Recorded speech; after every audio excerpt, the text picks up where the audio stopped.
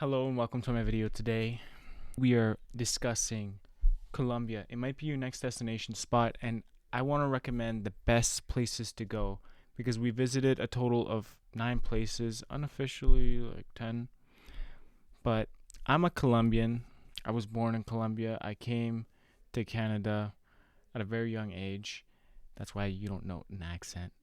And I'm pretty much Canadian at heart, but I did spend 70 days last time I was there, and that was in November till January 24th. So, over 2 months. It was a great 2 months. Not all highs, it was a lot of lows too.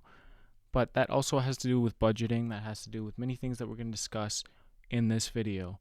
So, without further ado, the places that I visited when I was in Colombia was Bogotá, Villavieja, Cali, Pereira, Medellín, Valledupar, Santa Marta, Parque Tayrona, and Palomino. So that's about 9 places, and those were all in order from the beginning to the end. Of course, let's start with Bogota because that's probably the place that you're gonna land in. That's probably the place where most of your flights go to and start out in. You don't have to stay in Bogota. I definitely don't recommend it if you have no business being in Bogota, because Bogota is a great city, a city of many faces. It has so many people, and a lot of the people aren't really from Bogota, like they weren't raised there. And that kind of clashes with the Bogota people because nobody really respects Bogota like it should be respected. It's not the cleanest city, and it's not the safest city. It's actually, if anything, it's the least safe out of all of these. But like anything in Colombia, anything safety related, you just gotta not give papaya. Don't give people an opportunity to take advantage of you, and you should be fine. Just be on the lookout. Don't be dazed. Don't be drunk. And you're going to be fine for the most part. Keep your stuff close to you. And Bogota, I mean, it has so many attractions. Like, it has a roller coaster. It has Monserrate, as I mentioned in the last video. I'm personally not the biggest fan of Bogota just because of the traffic. It's such a headache. But just like Bogota is not the favorite place for people, I felt comfortable in the culture because there's so many outsiders that live in Bogota that you kind of feel like you belong there. Since I'm an outsider, I feel cachaco because I'm not really from the coast like that. I don't speak Spanish with those heavy accents. So let's move on to the second place, which was Villavieja. And the reason why we visited Villavieja, first you have to fly or take a bus to Neiva, and very, very hot town.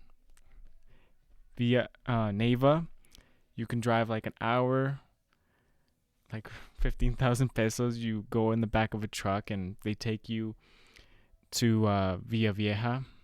Tiny, tiny town. Very quaint, quiet. It's actually kind of nice. It's pretty safe. The smaller the towns and the more outskirts you get, really does depend, but the comfort levels go up. Villavieja, totally worth it if you're going to see the desert. Let's move on. Cali. If you're not a big dancer, you're not a big salsa guy or woman, big salsa girl, then don't go to Cali. A lot of Colombians haven't visited Cali, haven't gone to the west coast of Colombia and visited Cali, done their due diligence with the salsa. A lot of them don't know how to defend themselves. I can defend myself a little bit. I still need a few salsa lessons though. And that's why I'm coming back to Cali. Cali's actually such a nice town, especially the center of Cali.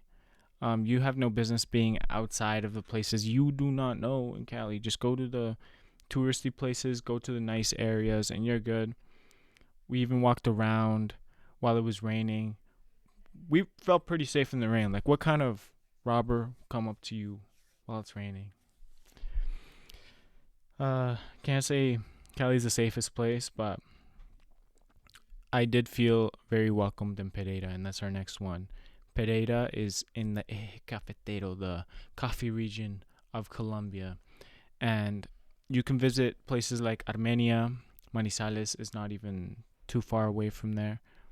Um, and everything is green. It's spring all around. This is where you enter the region where it's just spring constantly.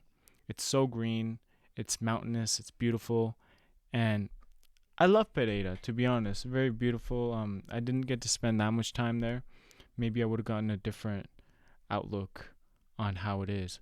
But without further ado, we're going to move on to Medellin, because Medellin is the reason, one of the biggest reasons I went to Colombia. Not only for the opportunity when it comes to real estate, but opportunity when it comes to having fun, when it comes to safety. Safety in Colombia is a big concern. A lot of people are worried about, do I need to know Spanish? Yeah, you need to know Spanish a little bit, but Medellin is one of those places where you don't need to know that much Spanish. Your comfort levels with Spanish, it can grow when you're in Medellin. It can, because people are willing to teach you if you go to like a club or whatever where you meet people. Guys, I don't have experience with that. I'm a Spanish speaker. I'm Colombian, so don't ask me when it comes to stuff like that. Where do I go to learn Spanish? Man, just go to Colombia. You'll learn Spanish. um.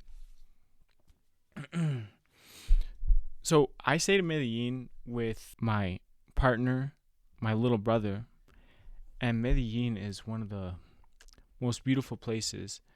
It has a interesting history, especially around Medellin. I'm gonna come out with a video very soon where we explain Comuna 13 and the history around it. It's really just amazing. The history of Comuna 13. It's actually quite sad. I felt like crying and I wasn't even in it. But pretty much the first false positives that were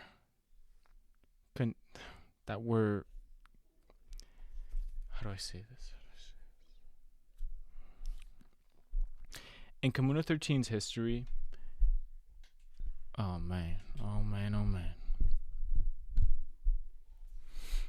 The history of Comuna 13 is something you should definitely look into. I'm going to come out with a video soon with our tour guide, Johnny. He did an incredible job. Really showed us the history. He has a passion for it. He grew up very close to that situation. 20 years ago, it was literally a war zone. And now, you don't see police around there at all. And you can roam free. You know, there's so many tourists. I even saw Bill Clinton, one of the presidents, visited, as well as other pop stars, other reggaeton artists. They visit. It's a very popular spot. Not many people know about it, but it has an incredible history. This is pretty much where Pablo Escobar would go to hire poor people. He'd give a lot of money to poor people, to the houses. You know, he couldn't bury all of it, so he gave some of it away, and in exchange, they did some jobs for him, and it was mostly dirty, violent work. So that's kind of like the history, just to like end it off there. Next place we went after that was Valledupar, and this is my hometown. I was born there. I do not recommend you go there. The reason why is because it's so hot. 40 degrees every single day. You have no business being in a small town like this. It's not even safe because it's right there, very close to the Venezuelan border. And because of the situation that the Venezuelans were put into, you know, you see a lot of desperate people. And there's a quote that I can say that is pretty accurate. People say, absolute power corrupts absolutely. But the lack of power also corrupts Absolutely. And that's what you see in a lot of these situations in Colombia is people don't have any power. They become very, very desperate, and that's what corrupts the most. Close to my hometown is the lovely Santa Marta, 3 hours away, as long as you don't have anything on the streets blocking you, delaying your trip, which happens as often as you might expect. Well, very often is the answer. Santa Marta has a very touristy appeal. They make a lot of money off of tourism. The center of Santa Marta is something that's well known. It's very beautiful. You see the beaches. You can go. You have no business going into any other part of Santa Marta. It's not a nice city. The roads got so many potholes. Even in La Guajira, which is another district, so many potholes. They do not take care of their city, and that's kind of like the corruption, the political corruption that's going on. So don't spend too much time in Santa Marta. Go to places that are close, which I'm going to mention right now. Parque Tayrona is amazing, a spectacle. The ocean is blue. You get different shades. It's about an hour and a half to just get to the ocean. So you get dropped off at the entrance of Parque Tayrona. They take you.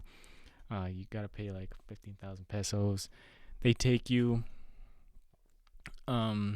And you can go by horse. You can go by speedboat, or you can just walk an hour and a half. And that's what a lot of people do.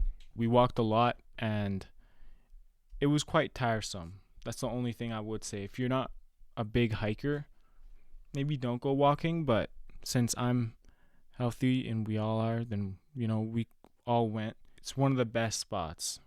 Guys, I have vlogs coming out showing the magnificence, the beauty that lies in Parque Tayrona. The next spot, a little bit further away from Santa Marta, you can all take a bus with this or get a private driver, is Palomino, and this is in La Guajira, that district.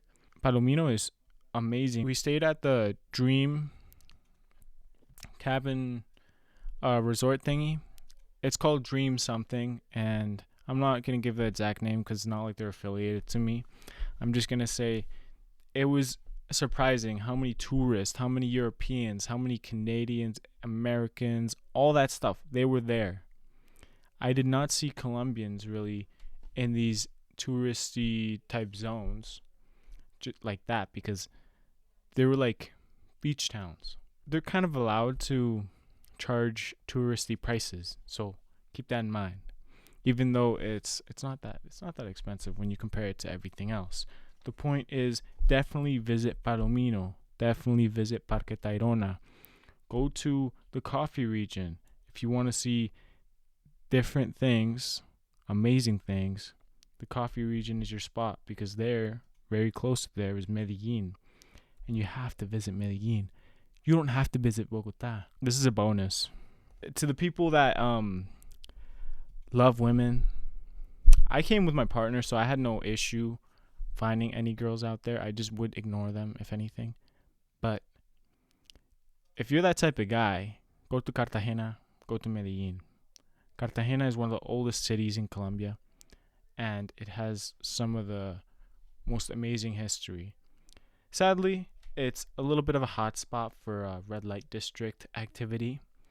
And if you're that type of person, go ahead. But I'm not promoting that at all. Actually, I'm quite against it. I think if you're going to find a wife in Colombia, which will be the next video, how to find a wife in Colombia. No, just playing. But find yourself a student. Find yourself a good girl that knows how to do her thing and doesn't just give value in those types of ways. Easier said than done. But in Colombia, it's easier than whatever country you come from, whether that be the United States, Canada. There's still hope out there. So without further ado, guys, like, comment, subscribe.